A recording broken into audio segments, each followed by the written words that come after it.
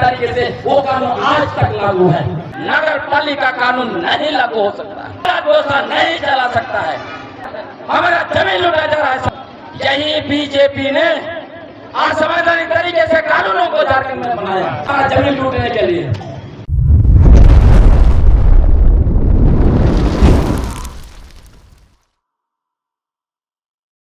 नियम का बनाया गया और वहां के पेशा कानून के सारे चीजों को उसमें डाला नहीं गया, आत्मा खत्म और असंवैधानिक तरीके से वो कानून आज तक लागू है। झारखंड पंचायत राज अधिनियम, उसी तरह नगर पालिका अधिनियम जो है कि 2011 लागू किया गया है, जबकि संविधान में स्पष्ट है अनुच्छेद 243 अनुसूचित क्षेत्र में नगर पालिका कानून नहीं लागू हो सकता। यहाँ पे राज्य विधानमंडल पंचायत व्यवस्था नहीं चला सकता है। क्यों वो कानून अभी तक लागू है? उसी की वजह से 5वीं अनुसूची को रिडिफाइन किया जा रहा है, हमारा जमीन लूटा जा रहा है साथियों। और आपको मैं बताना चाहता हूँ, यही बीजेपी ने असंवैधानिक तरीके से कानूनों को झारखंड में बनाया।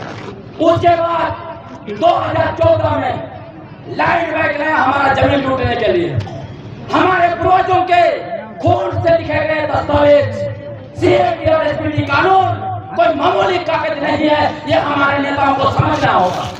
सीएटी और एसपीटी कानून हमारे पूर्वजों के खून से लिखे गए दस्तावेज है। इसको विधानसभा में 3 मिनट में संशोधन किया गया हमारा जमीन लूटने के लिए। और उसके बाद प्रॉपर्टी कार्ड लाया गया यहाँ पर हमारी जमीन लेने के लिए। ग्राम सभा की जमीन को कहा जाता है ये भर्ती जमीन है, और हमारा सरना मसना सबको लैंड बैंक में डाला, ग्लोबल इन्वेस्टर समेट किया, यहाँ पे हाथी उड़ाया और पूरी तरह से हम लोगों को सरना ईसाई के नाम से मुर्गा लड़ाई कराया।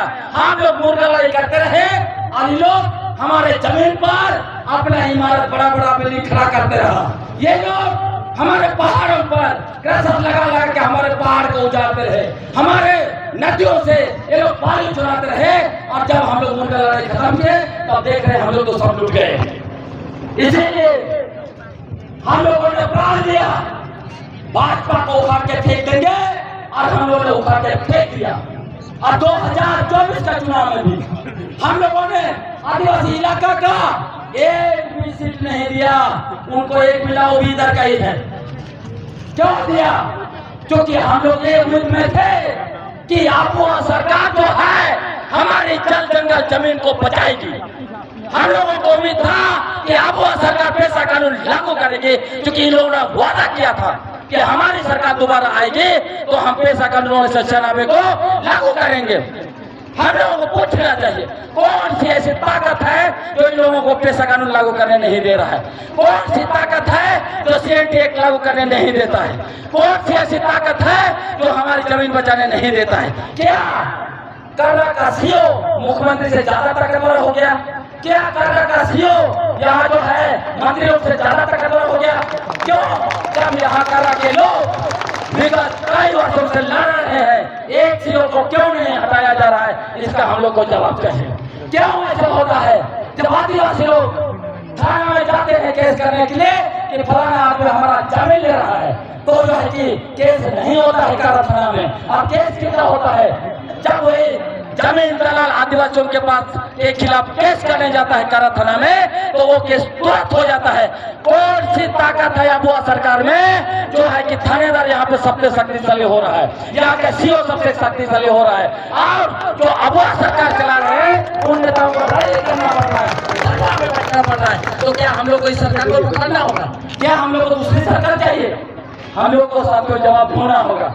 ऐसा नहीं चल सकता है कि हम लोग नाटकी देखते रहेंगे, आप लोग सत्ता पे जाएंगे, मंत्री बनेंगे, विधायक बनेंगे। आपको मैं बताना चाहता हूँ, यदि झारखंड में विगत 24 वर्षों से असंवैधानिक तरीके से अगर झारखंड पंचायत राज अधिनियम लागू है, अगर यहाँ पे असंवैधानिक तरीके से नगर पालिका अधिनियम 2024 लागू है, इसका मतलब कहीं ना कहीं 24 वर्षों से झारखंड में जो आदिवासी मुख्यमंत्री रहे, जो आदिवासी मंत्री रहे, जो आदिवासी विधायक है, ये सारे जिम्मेवार है।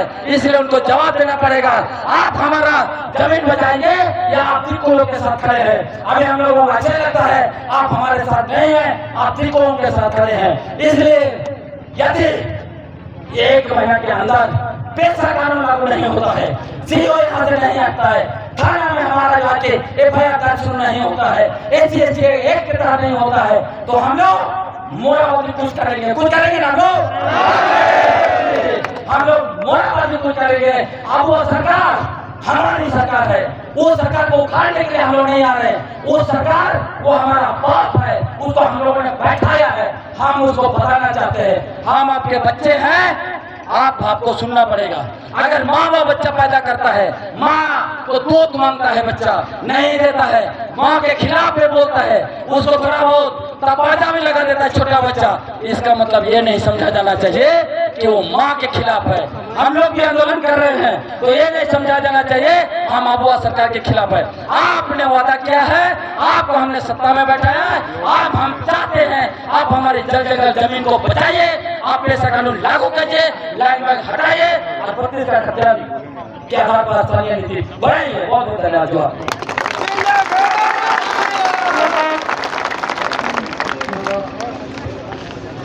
बहुत सुंदर अपने विचार रखते हुए जुगनू जी को बहुत बहुत धन्यवाद।